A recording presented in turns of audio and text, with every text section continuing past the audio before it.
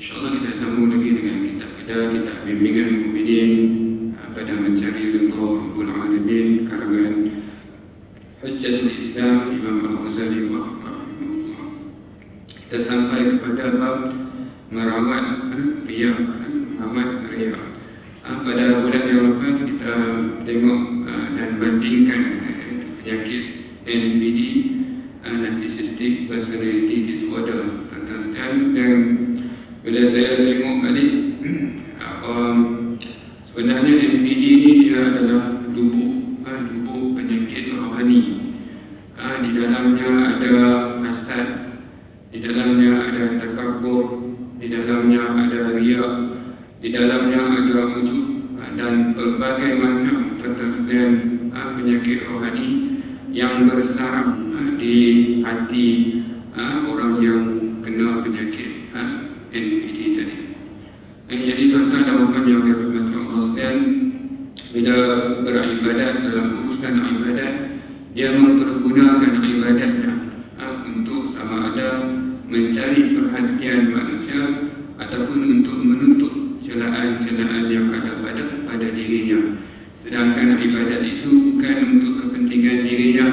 Ibadat itu khusus niatnya kerana Allah, tetapi bukan ada kepentingan yang lain selain kerana Allah Subhanahu wa Ta'ala. Jadi insyaAllah pada hari ini kita tengok bagaimana pandangan ataupun Imam Al-Ghazali tentang merawat riya, merawat riya. Salah satu daripada mungkin manifestasi daripada NPD tadi, iaitu Narcissistic Personality Disorder ataupun Narcissism. Sebab itu tuan-tuan sekalian, puncanya tidak diketahui penyakit tadi, NPD tadi, rawatannya juga tidak diketahui, preventionnya juga tidak diketahui. Saya sebut sebab apa? Sebab puncanya adalah rohani. Dengan sebab psikologi nak jadi sains, apatah lagi medik dan sebenarnya memang berteraskan sains, maka akhirnya mereka tak sampai untuk nak melihat jauh ke dalam jiwa dan hati manusia apa masalahnya. Jadi tuan-tuan sekalian, alhamdulillah kita setiap penyakit itu ada ubatnya, dan ubatnya mungkin ubatnya fizikal, dan mungkin ubatnya psikologikal, dan mungkin ubatnya juga rohani. Alhamdulillah Allah Ta'ala sediakan semua itu. Harus diketahui, kata Imam Ghazali, bahawa riya itu merosakkan amalan. Jadi tuan-tuan, puncanya yang pertama ni, general punca kepada penyakit rohani, iaitu ignorance. Ignorance is the mother of all problem. Kejahilan adalah ibu kepada segala masalah. Dia yang menjadi punca penyakit bila kita jahil. Jadi ubat pada penyakit rohani, saya selalu sebut, ubatnya adalah lawannya. Ubatnya adalah lawan. Kalau malas, lawannya rajin. Kalau bakhil, lawannya pemurah. Kalau pemarah, pentasdian, ubatnya penyabar. Kita kena tanamkan sifat sabar, kasih sayang, menghargai. Ubatnya adalah lawannya. Jadi disebabkan riya ini juga adalah salah satu kejahilan puncanya, maka ubatnya adalah ilmu, iaitu lawan kepada kejahilan. Sebab itu orang-orang yang rajin duduk dalam majlis ilmu, sentiasa mendengar, meneliti, memikirkan atas, insya-Allah biasanya mereka ini selamat. Mungkin kenal atasnya, tapi dia boleh urus, sebab rasa itu ada. Sebab iblis, selama mana iblis ada, maka rasa itu ada. Tetapi orang yang ada ilmu, dia boleh urus, dia boleh counter, dia boleh tuan-tuan sekalian lawan dengan izin Allah Subhanahu wa Ta'ala. Jadi apa dia ilmu yang kita harus tahu tentang riya ini? Kalau kita misalnya ada kecenderungan, memang best, riya memang best. Orang suka kita, orang tak tahu di sebalik topik yang kita pakai, orang tak tahu. Tapi Tuhan tahu. Lantas sekalian, apatah lagi kita menggunakan ibadat untuk nak mendapatkan perhatian manusia. Kita mengundang kemurkaan Allah Subhanahu Wa Taala sebab kita yakin dengan usaha kita orang suka kita. Ini tuan-tuan sekalian, kalau orang ngaji akidah dia jadi syirik. Maksudnya kita dah percaya menuhankan usaha kita, kita menuhankan ikhtiar kita. Ikhtiar kita lah yang memberi kesan kepada kita. Kalau kita faham benda itu, kita yakin ikhtiar kita yang memberi kesan, maka jatuhlah kita dalam syirik. Maksudnya sebenarnya ikhtiar usaha ini adalah amal soleh. Amal soleh kesannya bergantung kepada Allah. Maksudnya siapa nak suka kita, nak benci kita, Allah Ta'ala yang tentukan. Maksudnya bukan hanya usaha kita. Nabi katakan manusia yang terbaik, katakan baik dia dengan manusia, tapi ada manusia yang benci kepada dia. Maksudnya sebab apa? Sebab benci dan suka ini bukan urusan kita. Urusan kita iaitu amal soleh. Buat yang Tuhan suruh, tinggal yang Tuhan larang. Mungkin perbuatan kita menyebabkan orang tak suka, kita cegah mungkar, kita tegur orang tak suka. Tapi itu bukan urusan kita orang suka atau tak suka. Urusan kita yang pasti Tuhan suka. Kita kena memastikan rida Allah berbanding mengatasi rida manusia. Ada orang terlalu menjaga, obses dengan rida manusia, sehingga kadang-kadang dia mengabaikan rida Allah Subhanahu Wa Taala. Bukan manusia yang memberi rezeki kepada kita, bukan manusia yang memberi nafas kepada kita, bukan manusia yang kita akan jumpa bila kita masuk ke dalam kubur, bukan manusia yang akan menilai kita bila kita mati kelak. Yang menilai kita, yang memberi rezeki kepada kita, yang memberi sihat kepada kita, yang mengupayakan kita, bukannya manusia, tidak lain dan tidak bukan Allah Subhanahu Wa Taala. Tuan-tuan yang dirahmati Allah sekalian, harus diketahui bahawa riya itu yang pertama merosakkan amalan kita. Solat kita, haji, umrah kita rosak dengan sebab riya. Allah Ta'ala tegaskan dia punya KPI dia jelas. Aku suci daripada menerima amalan seorang hamba yang berkongsi kepentingan. Ada niat-niat yang lain, ambil balik. Tuhan kata, aku maha kaya, aku tidak perlukan amalan-amalan kamu, semuanya untuk diri kamu. Tapi kita menggunakan ibadat-ibadat yang Tuhan fardukan kepada kita untuk mendapat perhatian manusia, ataupun kerana terlalu takut dengan celaan manusia, maka rosaklah amalan tersebut. Bila rosak amalan tersebut, dia jadi tak terangkat, dia jadi tak terangkat. Solat tak terangkat, haji tak terangkat, umrah tak terangkat. Apa mana tak terangkat? Dia kekal sebagai hutang, dia kekal sebagai hutang. Di hari akhirat kelak kita nak kena bayar hutang, dalam hutang lebar banyak. Hak sepatutnya jadi modal kita. Solat ni semua sepatutnya jadi income kita yang paling fixed income. Solat ni fixed income, zakat fixed income, sebab dia wajib kita kena buat. Sepatutnya jadi fixed income. Tapi cek balik, tengok yang fixed income pun tak tahu. Cek dia duduk bahagian kredit juga, iaitu bahagian hutang. Maksudnya kita masih berhutang dengan Allah.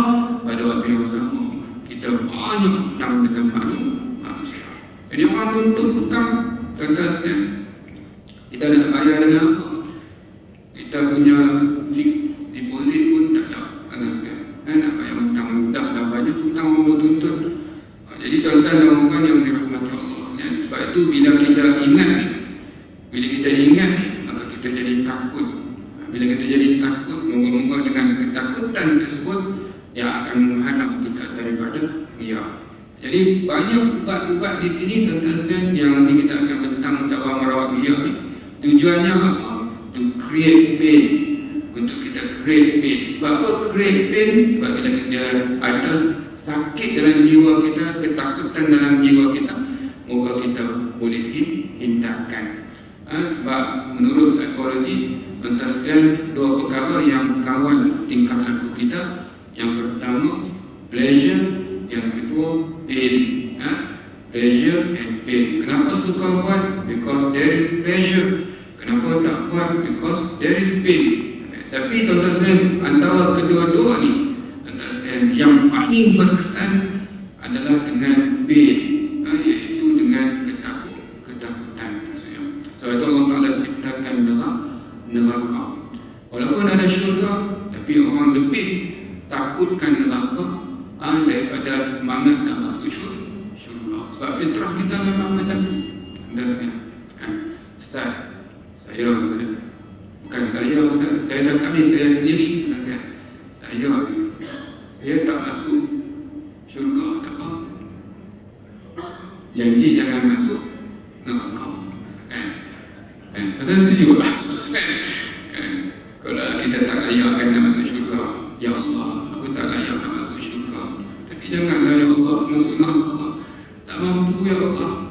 Tuhan kata, hantar masuk syurga. Kalau hantar masuk syurga, hantar hidup mana? Kalau hantar masuk neraka, hantar hidup mana? Mesti ada syurga, sebab dia ada dua pilihan saja. Jadi tuan-tuan dan puan yang dirahmati Allah sekalian, sebab itu tuan-tuan sekalian, yang harus kita jaga yang utama adalah dosa ni, tuan-tuan sekalian. Sebab itu Sayyidina Umar, bila dia dimandikan jenazah dia, orang tengok berbirat belakang dia. Dia sebat diri dia. Sebab apa dia sebat? Sebelum dia tidur, dia muhasabah. Dia bukan muhasabah amalan ke syurga, dia muhasabah dosa. Apa dosa aku hari ni? Ya Allah, dia tiba di diri dia sebelum dia betul-betul ditibai. Bukan kita suruh kenang budi kita. Budi kita tak payah kenang, sebab Allah Ta'ala dah tulis. Yang harus kita ingatkan sekarang adalah dosa-dosa kita. Sebab ini yang menghalang kita masuk syurga. Amalan Ustaz sikit, amalan Ustaz masuk syurga dah Ustaz. Tak peduli kita masuk syurga bukan kerana amalan kita. Kita masuk syurga sebab dosa kita diampunkan Allah. Masuklah syurga. Tapi kalau kita amalan pun banyak, dosa pun banyak, mana boleh masuk syurga dulu? Atasnya perlu dibersihkan dulu, masuk neraka dulu. Lama mana Ustaz? Tuhan kata sehari hidup, 1000 tahun. Kalau kita duduk kat dunia pun 100 tahun cemuh dah. Kalau tuan-tuan diberi pilihan kan, Tuhan mampu. Tuan-tuan nak hidup lama mana? Tuan-tuan nak hidup lama mana? 200 tahun? 100 tahun pun cemuh ya. Ni orang takut ramai. Tuan-tuan kan saya duduk tengah dia terlalu fikir dengan Palestin. Dia bincang tentang Palestin, dia bincang tentang akhir zaman, nanti keluar Dajjal, nanti keluar Dabba, keluar Maju. Dia jadi takut dah. Ya Allah, orang cakap tentang 2024 macam-macam nak berlaku dia. Ya Allah, kalau dia mati cepat apa. Dia fikir macam tu. Tuan-tuan, tuan-tuan dan puan yang dirahmati Allah sekalian, yang harus kita jaga adalah dosa kita. Kalau Tuhan ampunkan dosa kita, kita jaga, insya-Allah kita masuk syurga. Sebab kalau tak masuk neraka, kita pastinya di syurga. Tapi kalau kita boleh masuk syurga tapi dosa ada, maka dosa perlu dibersihkan. Di mana tempat pembersihan dosa? Iaitu di neraka. Itu yang utama. Jadi tuan-tuan dan puan ingat, bila kita nak riak, utamanya ibadat-ibadat khusus, solat kita, sedekah kita, tuan-tuan sekalian, bila kita nak riak, kita ingat sia-sia saja amalan kita. Tak dapat apa, ditolak oleh Allah, dipandang murka oleh Allah Subhanahu wa Ta'ala. Tak berbaloi langsung. Apa manfaat kita dapat daripada manusia? Dia suka kita. So what is next? Kalau dia sangat suka kita, dia suka Ustaz saya tu. Dia tak tahu saya macam bagus Ustaz. So what is next? Lama mana kita nak berlakon macam ni? Kalau kita sebagai seorang suami, kita tunjuk kita punya kewarukan kita. kepada isteri kita. Lama mana kita nak melakukan macam ni? Kan? Apa dia selepas itu? Kita duduk tungkat lagi, tuan-tuan sekalian, kita tak mati, tuan-tuan sekalian. Kita tak tahu Tuhan pandang kita bagaimana. Tuan-tuan sekalian, Ustaz, dapat semua Ustaz, apa yang saya inginkan, ya mungkin istidraj. Lagi teruk kita, lagi Tuhan akan ambil yang melat, ambil apa yang kena, nanti yang balik yang kena. Ada Tuhan macam tu, tuan-tuan sekalian. Dia bagi semua. Sebab tu dia Ar-Rahman, dia Ar-Rahim. Ar-Rahman ni tuan-tuan sekalian, dia bagi semua walaupun dia benci. Tapi Ar-Rahim tuan-tuan sekalian, dia bagi dengan kasih sayang. Sebab tu kita bukan nak nikmat, kita bukan minta nikmat, tuan-tuan sekalian. Dalam doa kita tak minta nikmat, kita minta rahmat. Allah maftah li abwaaba rahmatik. Kita bukan minta rahmat. Sebab kalau kita minta, kita bukan minta nikmat. Sebab nikmat Tuhan bagi, tapi mungkin Tuhan bagi dengan kemurkaan. Tuhan bagi dengan benci yang kepada kita. Sebab kita manusia yang jahat. Tapi kita bukan nak tu. Kita nak rahmat. Tuhan bagi sebab dia sayang kita. Ini tuan-tuan dan puan yang dirahmati Allah. Kita ingat sentiasa, bila timbul rasa riak, ingat riak merosakkan. Bukan sekadar dia rosakkan, malah mungkin dibatalkan amalan kita. Yang kedua, riak menyebabkan kemurkaan Allah. Ini tuan-tuan sekalian. Tuan-tuan bayangkan riak ni, ia adalah syirik, al-syirkul asghar, dan disebut yang paling aku takut dalam banyak benda yang aku takut adalah al-syirkul asghar, syirik yang kecil. Sahabat tanya, ya Rasulullah, apa dia syirik yang kecil? Nabi jawab, ar-riya, iaitu riya. Apa makna syirik? Syirik adalah menduakan. Apa makna menduakan? Kecurangan. Kecurangan. Kita katakan kalau dengan pasangan kita dengan orang, kita curang, tuan-tuan sekalian. Kalau orang tahu, tuan-tuan sekalian, tidak selamat tinggal kau. Kan? Tapi kalau nasib baik ramai yang tak tahu, sebab dalam hati kita. Tapi Allah tak letak kecurangan kecil. Setiap jauh dalam hati kita, walaupun ada sedikit secuit kecurangan, Tuhan tahu. Dalam satu hadis yang panjang, amalan hamba ini dia naik, dia akan ditahan di langit pertama, langit kedua, langit ketiga, langit keempat, langit kelima. Malaikat khusus untuk cek amalan kita. Ada wujud tak? Paling kepada dia. Ada riak tak? Ada takabur? Paling pulangkan.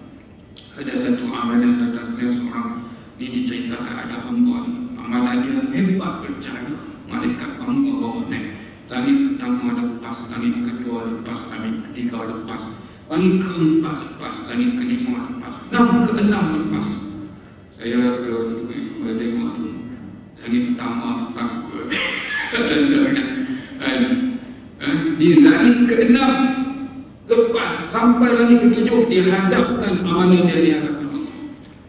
Malaikat bangga bersusun nak sembahkan amalan hamba ini di hadapan Allah. Allah Ta'ala kata, wahai malaikat, kamu tak tahu apa jauh dalam hati dia. Jauh dalam hati dia ada selain daripada aku. Maka dengan sebab itu, wahai malaikat, aku laknat akan dia. Ini macam plot twist. Kita ingat yang kita kena tendang daripada awal tadi terlah. Di langit dahsyat Allah laknat terus. Malaikat terkejut, ya Allah, dengan sebab engkau melaknatkan dia, kami semua para malaikat melaknatkan dia. Dan bila Allah dan malaikat melaknat, semua makhluk di langit dan di bumi melaknatkan dia. Oh, tuan-tuan sekalian, kalau kita ingat ni, tuan-tuan sekalian, kita tak jadi nak riak, tak berbaloi langsung untuk kita riak. Dan bila Tuhan murka, Tuhan adalah punca. Tuan-tuan nak apa? Tuan-tuan nak kekuatan, Allah Ta'ala adalah punca kekuatan. Sebab itu tuan-tuan sekalian, bila Tuhan murka, kita jadi tak kuat. Hebat fizikal kita, tapi kita dah tak kuat lah. Tak kuat. apabila kita bersama yang Maha Mulia. Kita mulia, tak mulia dah. Tak mulia dah. Kita mulia hanya bila kita dekat dengan yang Maha Mulia. Ustaz, kalau ada orang rasa mulia, orang rasa kuat, itu hanya perasaan dia saja. Pantaskan. Sila-sila orang benci dia, orang tak suka dia, pantaskan. Semua tak suka. Kena virus sikit, terus pantaskan. Down terus pantaskan. Senang saja kita ni complicated. Tubuh kita kalau kita faham pantaskan. Sebab tu kalau Tuhan kata kamu tengok, saya tengok macam wa fi anfusikum afala tubsirun, pada diri kamu.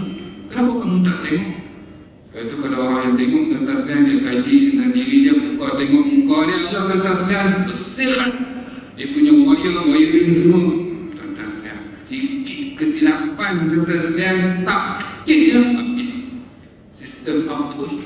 Pantaskan. Jadi pantaskan, tak perlu kita rasa kuat, tak perlu kita rasa hebat.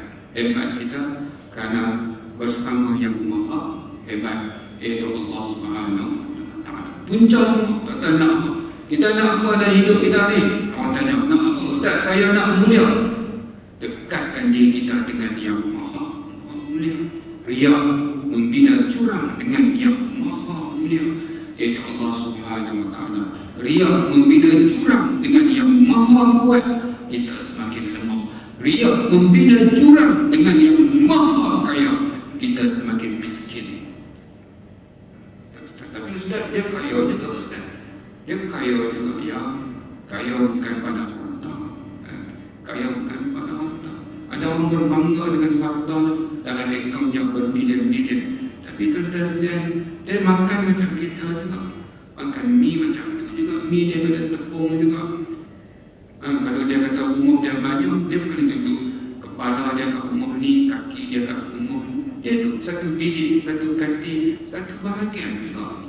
Dia minum air. Air apa dia? Orang kaya minum airnya, air untuk orang kaya. Tak, air putih juga. Jadi tuan-tuan dan puan yang dirahmati Allah sekalian. Dan kadang-kadang dia rasa tak cukup dan tak cukup. Sebab apa kata sekalian? Sebab Tuhan kata, kalau kamu fokus kepada dunia, aku letakkan kefakiran di antara dua mata kamu.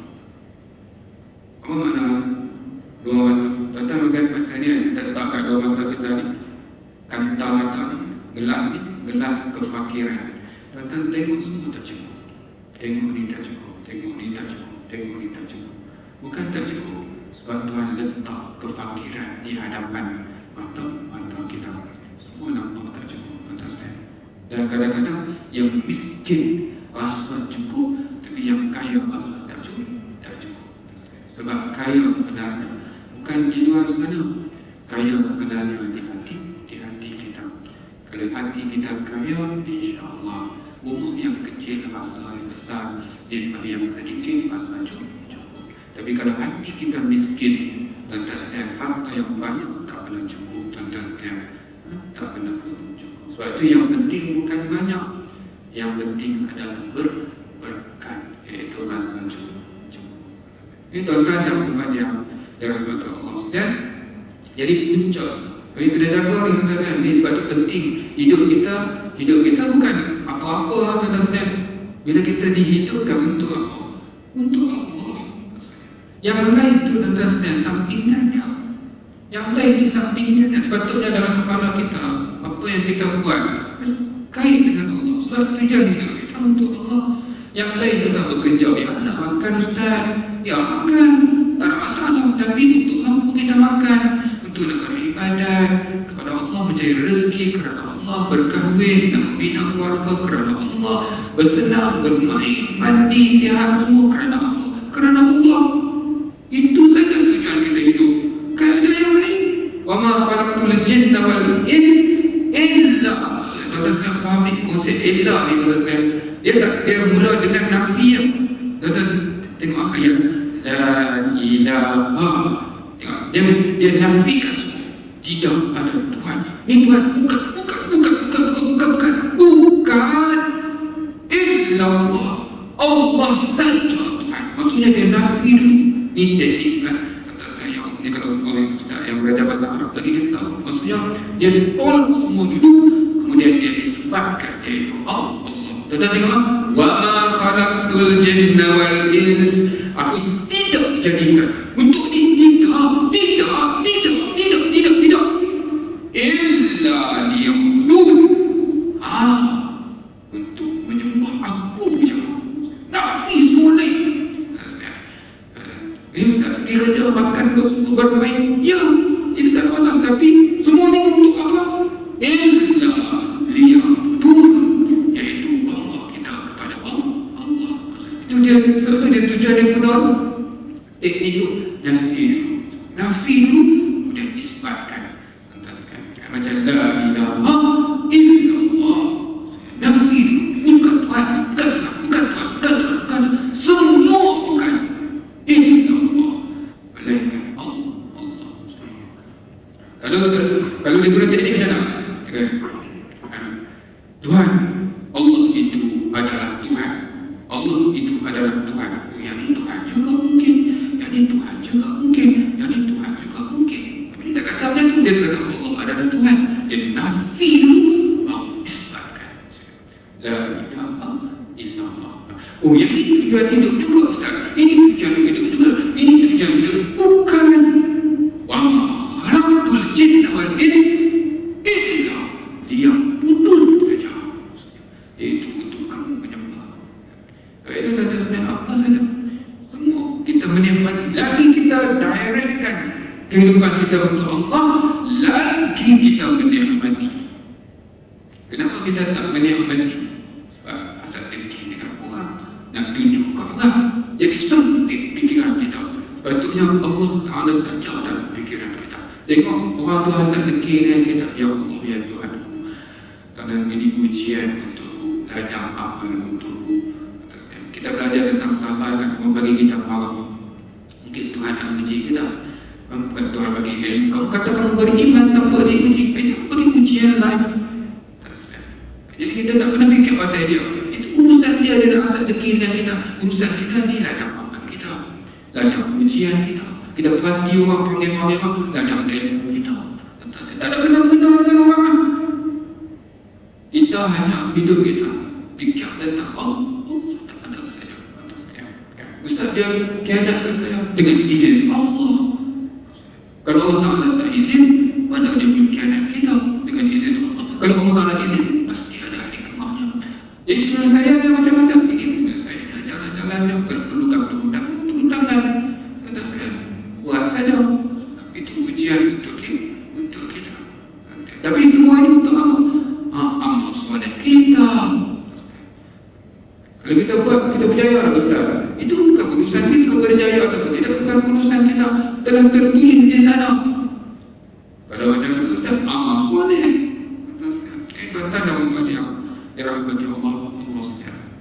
Jadi tuan-tuan ini paling utama, iaitu kita kena jaga kita punya center kita, fokus kita, iaitu Allah Subhanahu Wa Taala, mencari ridha Allah.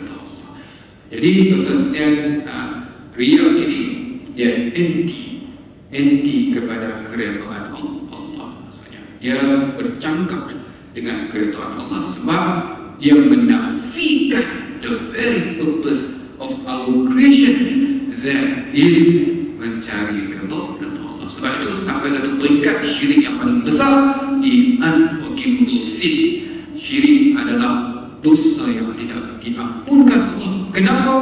Because dia menafikan the very purpose of our creation. Riya macam mana Ustaz? Ada kata dia ampunkan, Allah Ta'ala ampun tentang sedang. Tapi dia tetap jenis riya atau jenis syirik kata saya. Tuhan ampun, tapi sia-sia amalan kita. Dan yang ketiga, termasuk perkara-perkara besar yang membinasakan diri manusia. Di akhirat pasti atasnya, kalau kita tak ada amalan kita tak ada, bekalan kita tak ada, kita pulang dengan kebencian Allah. Ya ayyatuhan nafsul mutmainnah. Orang yang berteriak dia mutmainnah, dia tak mutmainnah. tuan-tuan sekalian, orang yang riak, orang yang hasad dengki, orang yang tuan-tuan sekalian buruk sangka, dia mutmainnah. Tuhan tak kata. Tuhan kata, ya ayyatuhan nafsul mutmainnah, wahai jiwa yang tenang, pulanglah. Pulanglah. Apa makna pulanglah? Rumah kamu di sini, balik sini. Maksudnya balik sini. Apa ciri-ciri jiwa yang mutmainnah? Tak ada hasad dengki, tak ada riya, tak ada takabur, tak ada apa nak ingat buruk kepada orang, dan semua ini terangkum dalam satu perkataan. Hati yang macam ini terangkum dalam satu perkataan, iaitu qalbun salim, hati yang sejahtera. Yaumala yanfa'u malun wala banun, tidak ada hari yang tidak ada manfaat anak-anak dan harta. Yaumala yanfa'u malun, harta, wala banun, illa, melainkan. Tuan tengok dia guna teknik. Al-Quran guna teknik nafi dulu. Yang ini mungkin bermanfaat kot, yang ini bermanfaat kot, yang ini bermanfaat kot. Tak. Al-Quran guna teknik nafi. Yaumala yanfa'u malun, hari yang tidak ada manfaat harta dan anak-anak. Illa, dia guna teknik lagi. Illa man atallaha biqalbin salim, melainkan mereka yang mendatangi Allah dengan hati yang sejahtera. Apa makna hati yang sejahtera? Hati yang bersih daripada sifat-sifat mazmum. Tuan-tuan dan puan yang dirahmati Allah sekalian, di dunia tuan-tuan sekalian, kita dah bincang panjang pasal NPD, orang benci, orang beluat. Tuan-tuan sekalian, dia pentingkan diri dia nak naik, dia sikung kita, dia pijak kita, dia boleh tekan kita, dia tekan, jadi dia dapat apa yang dia inginkan. Dia hasad dengki dengan orang, menunjuk-nunjuk. Orang kita cakap sepatah, dia cakap 10 patah. Tuan-tuan sekalian, dia rasa orang tak boleh faham dia tak cuba memahami orang, dia tak rasa dia rasa orang tak menghormati dia tak rasa nak menghormati orang. Basic common sense pun kadang-kadang tuan-tuan sekalian dia tidak ada. Common sense apa? Respect in order to be respected, understand in order to be understood, listen in order to be heard, care in order to be cared, love in order to be loved. Common sense, kan? Tapi kadang-kadang orang basic common sense pun dia tak boleh. Dia nak orang sayang dia, tapi dia tidak menyayangi. Dia nak menghormat dia, tapi dia tidak menghormati. Dia hanya ingin menerima tanpa memberi. We are born to give. Kita diciptakan untuk memberi. We are born to serve. Kita diciptakan untuk berbudi. We are not born to ramil. Itu Harley Davidson. Dilahirkan untuk membantu. Tuan-tuan dan puan yang dirahmati Allah sekalian, saya rasa cukuplah perkongsian kita. Nampaknya nak kopi kita pun dah sebagian sejuk. Saya cukuplah sekadar itu. Yang baik pastinya daripada Allah, yang tak daripada kelemahan di sendiri. Kita tangguhkan majlis kita dengan tasbih kafarah dan surah Al-As. Subhanallahumma wa bihamdika, asyhadu an la ilaha illa anta, astaghfiruka wa atubu ilaik. Bismillahirrahmanirrahim. Wal 'asri innal insana lafi khusr illa alladhina amanu wa 'amilus shalihat wa tawassaw bil haqqi wa tawassaw bis sabr. Assalamu alaikum warahmatullahi wabarakatuh.